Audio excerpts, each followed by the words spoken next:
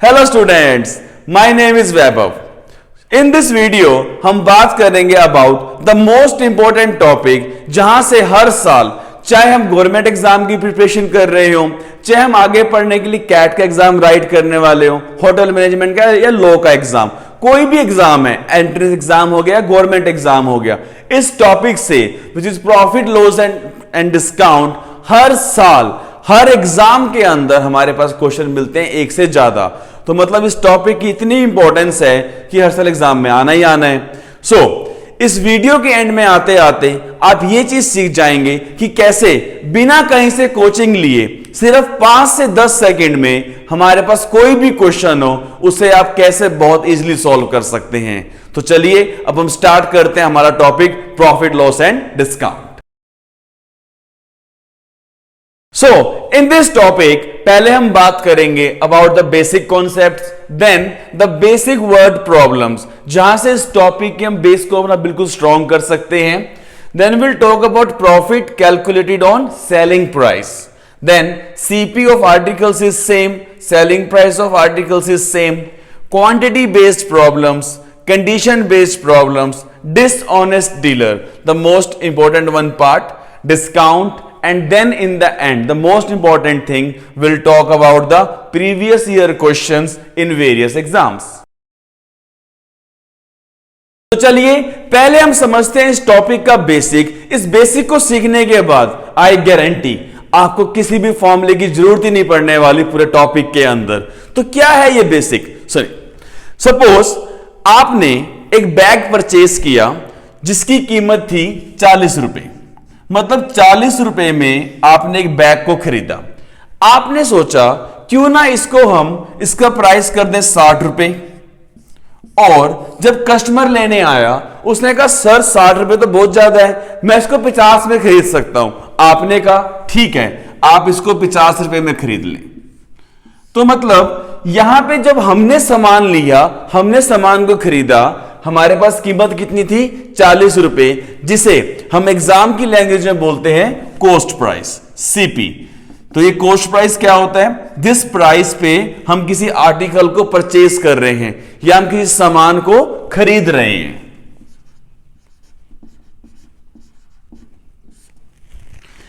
उसका हमने प्राइस कर दिया 60 रुपए, मतलब हमने तो खरीदा 40 रुपए में, उसको हमने प्राइस कर दिया 60 रुपए। तो ये 60 रुपए क्या हो गया? हमारा मार्कअप प्राइस, और इसे हम कहते हैं मार्क्ड प्राइस, जिसे हम जनरली कहते हैं MRP, maximum retail price, listed price, marked price, ये सारे इसी के नाम है। बट एंड में हम सामान को कितने में बेच रहे थे? 50 रुपए में। तो ये 50 क्या आया हमारे पास? सेलिंग प्राइस, जिस प्राइस पे हम उस आर्टिकल को सेल कर रहे हैं। या अगर से हम अपनी सिंपल लैंग्वेज में समझें, हमने सामान को कितने में बेचा। अब यहां पे हमने सामान को तो खरीदा 40 रुपए में, उसका हमने मैक्सिमम प्राइस कर दिया 60 रुपए, बट उसे हम कितने में बेच रहे हैं? 50 रुपए में। मतलब 40 रुपए वाली चीज को हमने आखिरी में बेचा 50 रुपए में। तो हमें क्या हुआ? यहां पे प्रॉफिट होएगा या हमें लॉस होएगा, फायदा होएगा या नुकसान होएगा। मतलब कॉस्ट प्राइस और सेलिंग प्राइस की हेल्प से हम यहां पे क्या निकाल सकते हैं? प्रॉफिट या लॉस। अब सामान का हमने प्राइस रखा 60 रुपए, बट उसे हम बेच रहे हैं 50 रुपए। तो हम क्या कर रहे हैं? उसको 10 रुपए की छूट दे रहे हैं। छूट दे रहे हैं मतलब उसको हमने यहां पे दिया डिस्काउंट, और यहां पे हमने प्राइस को बढ़ा के लिखा, प्राइस को मार्कअप कर दिया। तो यहां से क्या बन के आया कि कैसे हम बिना किसी फॉर्मूले के टॉपिक को समझ सकते हैं कि हमने सामान खरीदा और हमने सामान बेचा। अब जब सामान खरीद रहे हैं और सामान बेच रहे हैं, जो भी उसके बीच का डिफरेंस आता है उससे हम ये निकाल सकते हैं कि हमें प्रॉफिट होएगा या लॉस होएगा। हमने सामान पे कुछ डिस्काउंट दिया, सामान पे हमने छूट दिया, तो डिस्काउंट हमारा कहां पे होता है? मार्क्ड प्राइस और सेलिंग प्राइस के बीच में। और ऐसे ही जो हमारा मोस्ट इंपॉर्टेंट क्वेश्चन बनता है कि एक आर्टिकल का कुछ प्राइस है, उसे हम कितना मार्कअप करें, कितना उस पर हम रेट लगाएं, उसे हम कहते हैं मार्क्ड प्राइस। तो इन दोनों की हेल्प से हम निकालते हैं अपना मार्कअप प्राइस। चलिए एग्जाम्पल के फॉर्म में हम कुछ क्वेश्चंस करते हैं जिससे आपके बेसिक इतने स्ट्रांग हो जाएंगे कि आप खुद ही कहोगे सर हमें फॉर्मूले की जरूरत ही नहीं है। So here we have a first question कि Ranbir buys an article for ₹700 and sells it for ₹1100, find his profit और लॉस। क्वेश्चन में क्या गिवन है, रणबीर बाइज एन आर्टिकल, मतलब उसने आर्टिकल को खरीदा तो हमारे पास कितने में आया, 700 रुपए में, कि हम किसी सामान को खरीद रहे हैं 700 रुपए में। उसको उसने सेल किया, मतलब सेलिंग प्राइस हमें गिवन है ₹1100, कि सामान को हमने कितने में बेचा। तो एक सिंपल सी बात है, 700 रुपए में हम सामान खरीद के उसको 1100 रुपए में बेच रहे हैं, तो हमारे बेचने की वैल्यू ज्यादा है। तो 1100 में जब हम बेच रहे हैं और 700 में हमने सामान खरीदा था, तो हमारे पास क्या आया, 400 रुपए, और ये पॉजिटिव वैल्यू आ रही है, मतलब मुझे फायदा हो रहा है। तो यहां से हमारा निकल गया प्रॉफिट। तो प्रॉफिट कब होता है हमारे पास, जब हमारे पास ये डिफरेंस पॉजिटिव आ रहा हो। फिर भी हमें लगे सर हमें फॉर्मूला यूज करना चाहिए, तो हम एक सिंपल सा फॉर्मूला क्या यूज कर सकते हैं कि gain is equal to selling price minus cost price. अगर इन दोनों का डिफरेंस पॉजिटिव आ रहा है तो मतलब हमें होएगा प्रॉफिट, और इन दोनों का डिफरेंस नेगेटिव आ रहा है तो हमें हो जाएगा यहां पे लॉस। तो हम, अगर आप चाहें तो हम ऐसे फॉर्मूला भी यूज कर सकते हैं, या फिर कॉमन मैन की लैंग्वेज में कि हमने सामान 700 रुपए में खरीदा और 1100 रुपए में बेचा, तो हमें क्या हुआ फायदा, हमें हुआ प्रॉफिट कितने का, 400 रुपीस का। Now we have a next question कि Manik purchased a car for ₹10 lakhs and sold it for ₹8 lakhs. Find his profit or loss. क्या हम इसको जरूरत है सोल्व करने की? नहीं, कह रहे हैं मनिक ने एक कार को परचेज किया, कार को खरीदा 10 लाख रुपए में और उसे सेल किया, उसे बेचा 8 लाख में। मतलब 10 लाख वाली चीज हम सेल कर रहे हैं 8 लाख में, तो हमें यहां पे क्या हो रहा है, सीधा सीधा लॉस हो रहा है, कितने का, 2 लाख का। और अगर इसे हम अपनी लैंग्वेज में लिखें कि कॉस्ट प्राइस तो हमारे पास आ रहा था 10 लैक्स, सेलिंग प्राइस आ रहा है हमारे पास 8 लैक्स, तो हमारे को यहां पे गेन क्या हो रहा है, SP minus CP which is 8 lakh minus 10 lakh. तो हमारे पास यहां पे वैल्यू आ रही है नेगेटिव ऑफ 2 लाख। इस नेगेटिव का मतलब क्या होता है हमारे पास, कि हमें लॉस हो रहा है 2 लाख रुपीस का। सो बिना किसी फॉर्मूले के, बिना इसको सॉल्व करे, हम वैसे भी सेम आंसर निकाल पा रहे थे कि 10 लाख की चीज को जब हम 8 लाख में बेच रहे हैं तो हमें सीधा सीधा लॉस हो रहा है 2 लाख का, 2 लाख रुपए का। तो यहां से हमने भी सेम आंसर निकाला in this question, loss of 2 lakh rupees. Now we have a next question कि Ravi buys a book for ₹120 and sells it for ₹150. What will be his profit oblique loss percent? मतलब इस क्वेश्चन में मेरे को निकालना है profit या लॉस परसेंट, बट उसको निकालने के लिए पहले हमें क्या पता होना चाहिए कि हमें प्रॉफिट हो रहा है या लॉस हो रहा है। अब क्वेश्चन में बड़ी सिंपल सी लैंग्वेज है, कह रहा है उसने एक बुक को परचेज किया, खरीदा 120 रुपीज में, सेल किया, बेच दिया 150 में। तो 120 की बुक को हम सेल कर रहे हैं 150 में, तो हमें यहां पे क्या हो रहा है, 30 रुपीज का profit. So CP is 120, SP is 150, तो हमारे पास यहां पे गेन क्या आ रहा था, 150 माइनस 120 इज इक्वल टू 30, और 30 क्या आ गया हमारे पास, प्रॉफिट। अब क्वेश्चन की डिमांड क्या है, हमें निकालना है प्रॉफिट परसेंट। अब हमारे पास प्रॉफिट तो आया 30 रुपीज का, बट इसे हम कंपेयर किससे करें, कॉस्ट प्राइस से या सेलिंग प्राइस से। हमारे पास अमाउंट कौन सी फिक्स रहेगी जिसपे हम सामान को खरीद रहे हैं, हमारा कॉस्ट प्राइस। इस 120 वाले को हम 150 में भी सेल कर सकते हैं, तो क्वेश्चन में गिवन है। हम 180 में भी सेल कर सकते हैं, हम 100 रुपीज में भी सेल कर सकते हैं। मतलब ये अमाउंट तो हमारे पास चेंज होती रहती है, मगर जिसपे हम परचेज कर रहे हैं हमारी वो अमाउंट हमेशा फिक्स रहेगी। तो ऑलवेज आपके पास प्रॉफिट है या लॉस है, उससे हम यहां पे निकाल सकते हैं। हमेशा इसे हम कंपेयर करते हैं कॉस्ट प्राइस के साथ, क्योंकि हमारी कॉस्ट प्राइस की वैल्यू हमेशा फिक्स रहती है। तो यहां पे हमारे पास कॉस्ट प्राइस क्या था, 120 इंटू 100, यहां से हमने कट किया, हमारे पास आ रहा है 1/4, और 1/4 क्या होता है, 25%। सो इन दिस ट्रांजैक्शन रवि को कितने का प्रॉफिट होएगा, profit of 25%। Let's try one more question कि Karan purchased a phone for ₹80,000 and sold it for rupees 70,000, what will be his profit or loss percent? So in this question हम एक phone को खरीद रहे हैं 80,000 में और हम फोन को बेच रहे हैं 70,000 में।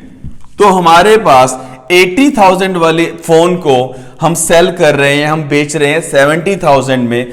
तो सीधा सीधा हमें क्या हो रहा है यहां पे 10,000 का लॉस। इसे हम यहां पे सॉल्व भी कर सकते थे कि 70,000 minus 80,000 is equal to minus 10,000 and this minus sign indicates it's a loss. So in this transaction हमें लॉस हुआ 10,000 रुपीज का।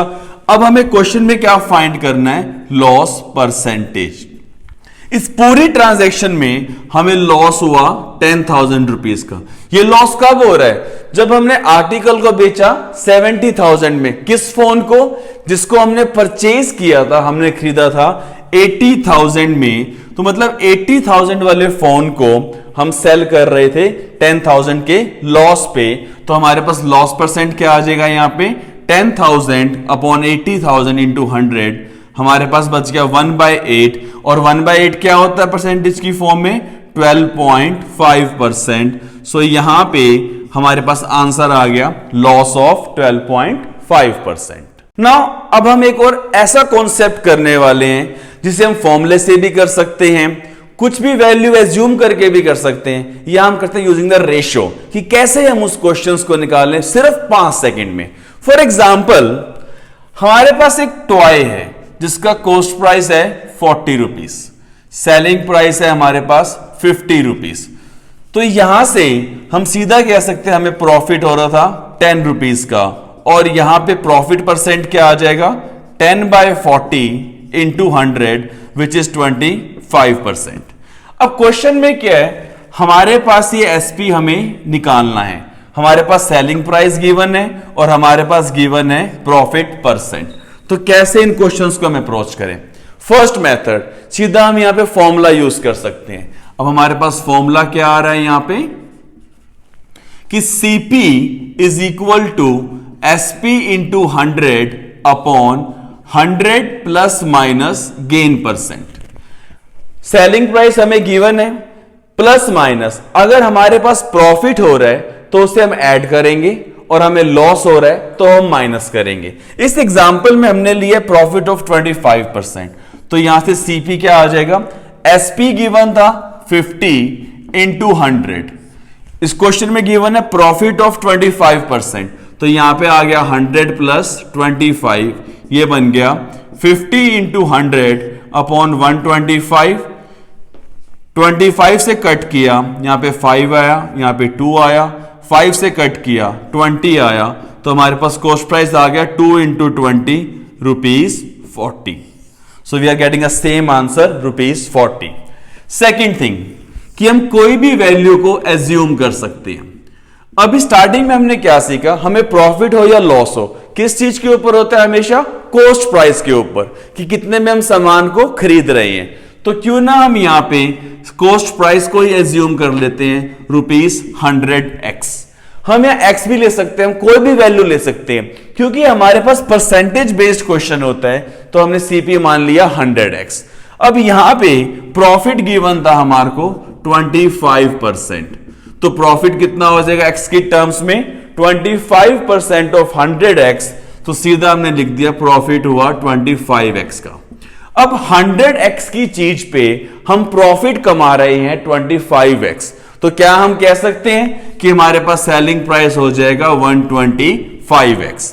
अब इस सेलिंग प्राइस की वैल्यू हमारे पास क्या गिवन है? रुपीज 50। तो यहां से हम लिख सकते हैं this 125x is equal to 50 और हमारे पास x की वैल्यू आ गई 50/125। इससे अभी आगे हम सॉल्व नहीं करेंगे। क्वेश्चन क्या पूछ रहे हैं? इसमें कॉस्ट प्राइस निकालना है और हमने कॉस्ट प्राइस क्या एज्यूम किया? 100x। तो हमारे पास कॉस्ट प्राइस क्या आ जाएगा? 100 इंटू x की वैल्यू 50/125। यहां पे सॉल्व करेंगे, 25 से कट किया 4, 5 से कट किया 10। सो 4 इंटू 10 हमारे पास यहां पे भी कॉस्ट प्राइस आ गया rupees 40। Now we have a faster method कि कैसे हम इन क्वेश्चंस को सिर्फ मैक्सिमम 5 सेकंड में सॉल्व कर सकते हैं यूजिंग द रेशियो।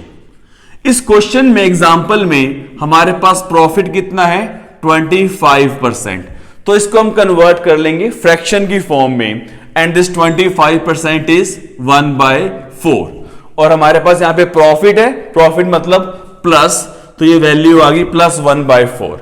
जो वैल्यू हमें नीचे दिख रही है उससे हम मान लेंगे सीपी, ऊपर वाले को मान लेंगे हम एसपी। अगर हम सीपी को 4 रुपीज मान लेते हैं तो प्रॉफिट कितना हो रहा है प्लस 1/4, सो 1/4 इंटू 4 1 होता है, एसपी क्या आ जाएगा 4 + 1 5।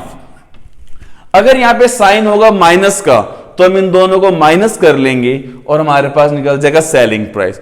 तो यहां पे रेशियो क्या आ गई, cost price ratio selling price 4:5। सामान को हमने खरीदा 4 में तो उसे हम बेचेंगे 5 में। अब इस एग्जांपल में क्या गिवन है हमारे पास, सेलिंग प्राइस जिसकी वैल्यू गिवन है हमारे पास 50 रुपीज। इस 5 को 50 बनाने के लिए हमें 10 से मल्टीप्लाई करना पड़ेगा। सो 4 × 10 40, 5 × 10 50 जो हमें क्वेश्चन में गिवन था। तो यहां से भी हमारे पास सेम आंसर आ गया कि cost price is equal to 40 rupees.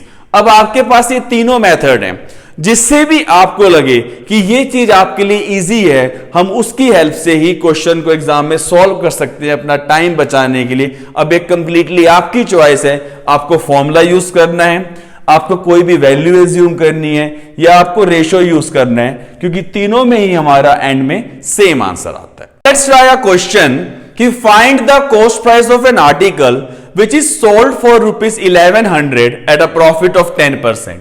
तो इस क्वेश्चन में क्या गिवन है हमारे पास कि सेलिंग प्राइस तो बता रहा है हमारे को ₹1100 एट अ प्रॉफिट ऑफ 10%। इस 10% को फ्रैक्शन की फॉर्म में हम 1/10 लिख सकते हैं, और क्योंकि प्रॉफिट है तो हमने कर दिया प्लस 1/10। अब यहां से सीपी रेशो एसपी, यहां पे नीचे वैल्यू आ रही थी 10, तो ये बन गया 10 + 1 एसपी आ गया हमारे पास 11, तो सीपी रेशो एसपी बन गया 10:11। अब क्वेश्चन में गिवन है कि this selling price is equal to ₹1100। इस 11 को 1100 बनाने के लिए हमने मल्टीप्लाई किया 100 के साथ, तो 10 × 100 हमारे पास आ गया 1000। So for this question the cost price will B ₹1000। Now अब आप इस क्वेश्चन को बाकी दो मेथड से भी ट्राई करके चेक कर सकते हैं कि हमारे पास सेम आंसर आ रहा है या नहीं। उससे आप कमेंट में पोस्ट कर सकते हैं कि आपके पास सेम आंसर आया या नहीं। Let's try one more question कि find the cost price of an article which is sold at ₹990 at a profit of 12.5%। So in this question हमारे पास सेलिंग प्राइस क्या आ रहा है ₹990, यहां पे भी प्रॉफिट क्या गिवन है 12.5%। इस परसेंटेज को हम कन्वर्ट कर सकते हैं फ्रैक्शन में, तो ये क्या बन के आ रहा है +1/8।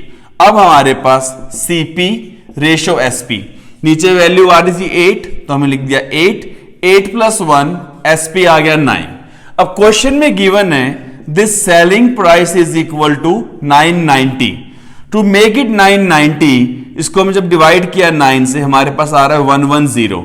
9 × 110 990, तो 8 × 110 हमारे पास आ गया 880। सो कॉस्ट प्राइस क्या निकल के आ जाएगा, cost price is ₹880। Now let's try a question जब हमें लॉस हो रहा हो कि find the cost price of an article which is sold at ₹420 at a loss of 14.28%।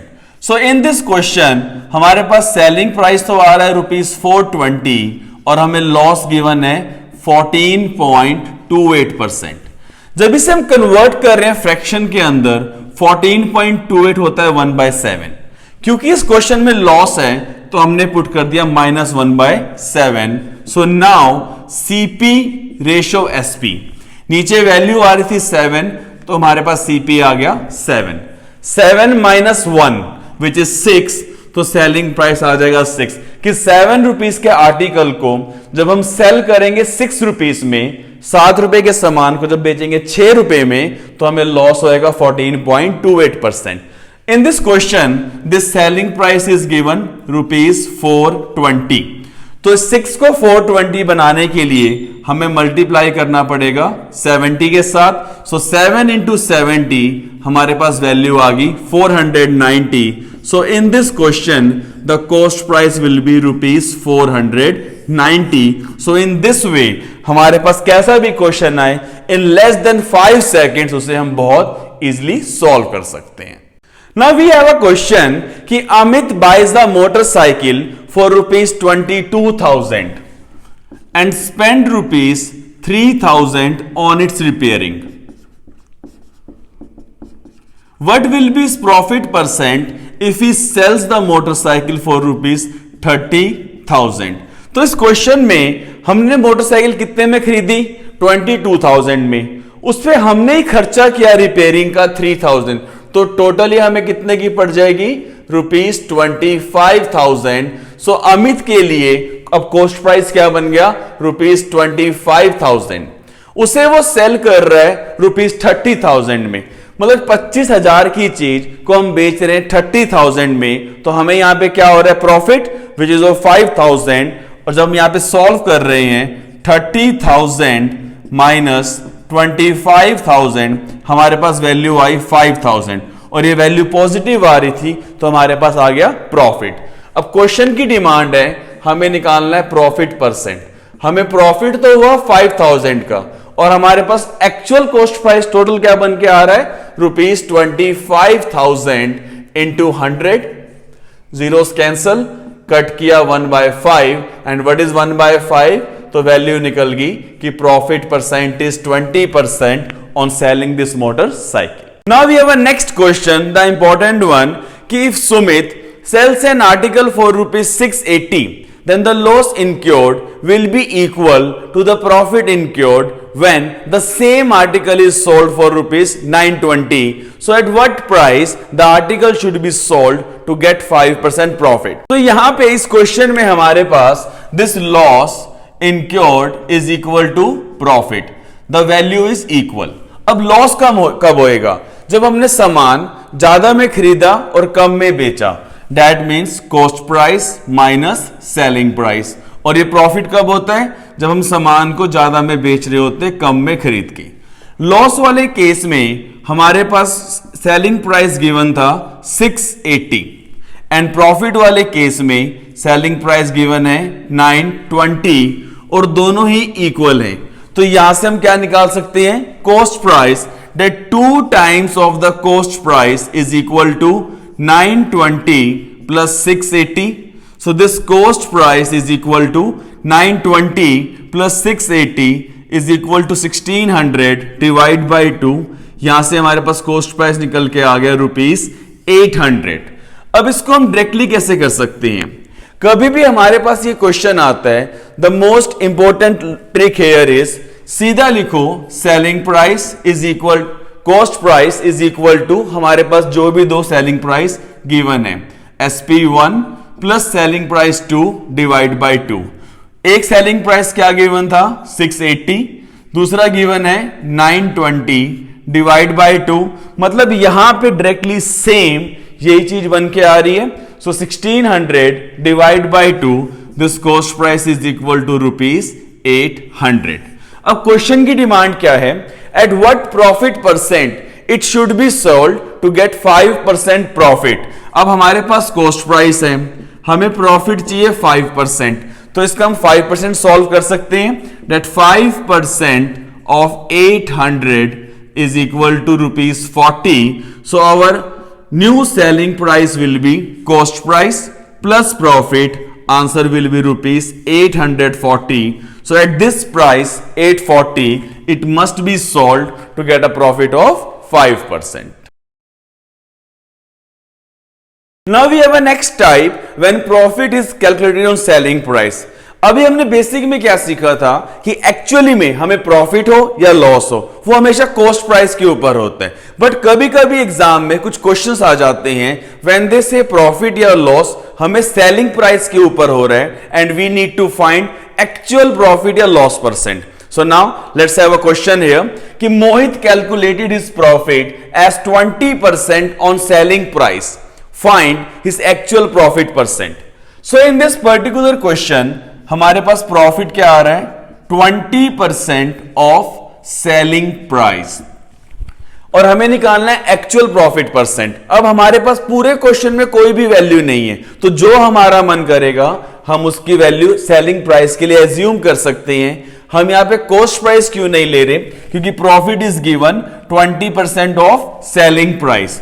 So let's say this selling price is equal to ₹100, then in that case हमारे पास profit क्या है, इस 100 का 20%, that will be ₹20।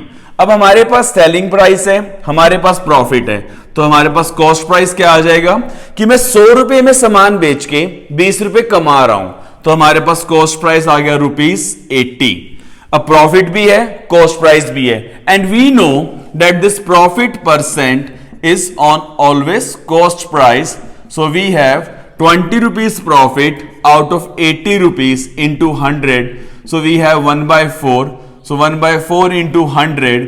His actual profit percent will be 25%. Now using the ratio, we can solve. This is given 20% of selling price, and this 20% is 1/5. So now cost price ratio selling price. This is 1/5 of selling price. तो हमने यहां पे selling price क्या assume कर लिया, जो हमारे पास नीचे वैल्यू आ रही थी। अब 5 रुपीस में कोई सामान बेच के हमारे को 1 रुपीस का प्रॉफिट हो रहा है, तो उस केस में हमारे पास कॉस्ट प्राइस क्या रहा होगा, 4 रुपीस।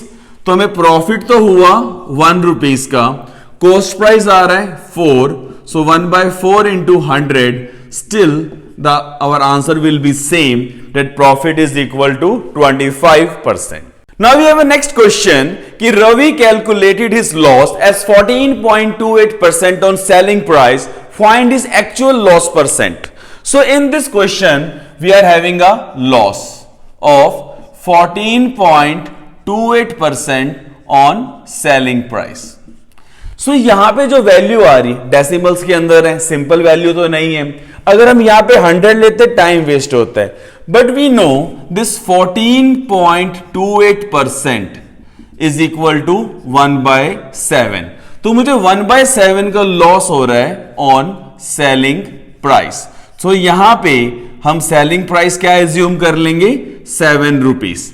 अब मुझे 1/7 दैट इज 1 रुपीस का लॉस हो रहा है जब उसे हम 7 रुपीस में बेच रहे हैं। तो मतलब लॉस कब होएगा, जब हमने सामान महंगा खरीदा होगा। सो यहां पे 7 + 1 हमारे पास कॉस्ट प्राइस आ गया 8 रुपीस, कि 8 रुपीस में सामान को खरीद के जब हम 7 रुपीस में बेच रहे हैं तो हमें लॉस हो रहा है 1 रुपीस का। सो यहां से एक्चुअल लॉस परसेंट क्या आ गया कि हमारे को लॉस तो हुआ 1 रुपीस का आउट ऑफ 8 into 100.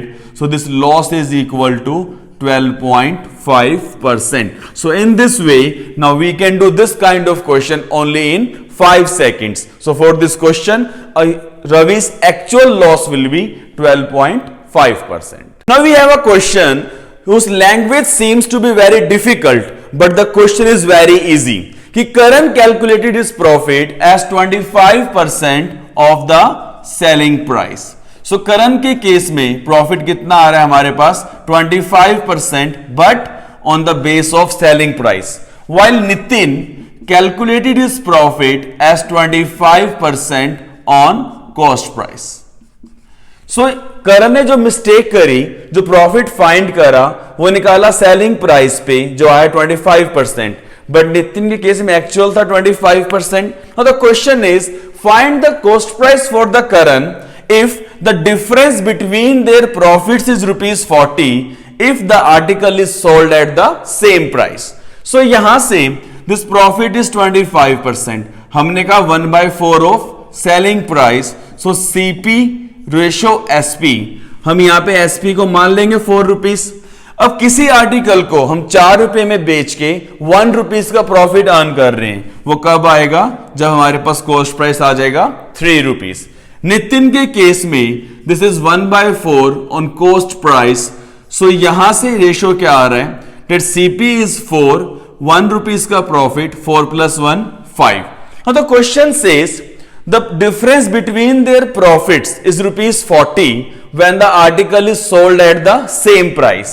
अब यहां पे सेलिंग प्राइस आ रहा है 4, यहां पे सेलिंग प्राइस आ रहा है 5, इन दोनों को हमें इक्वल करना है। सो इस पूरे को हम मल्टीप्लाई कर लेंगे 5 के साथ और इसे हम मल्टीप्लाई कर लेंगे 4 के साथ। सो यहां से 3 इंटू 5 15, 4 इंटू 5 20, 4 इंटू 4 16, 5 इंटू 4 20।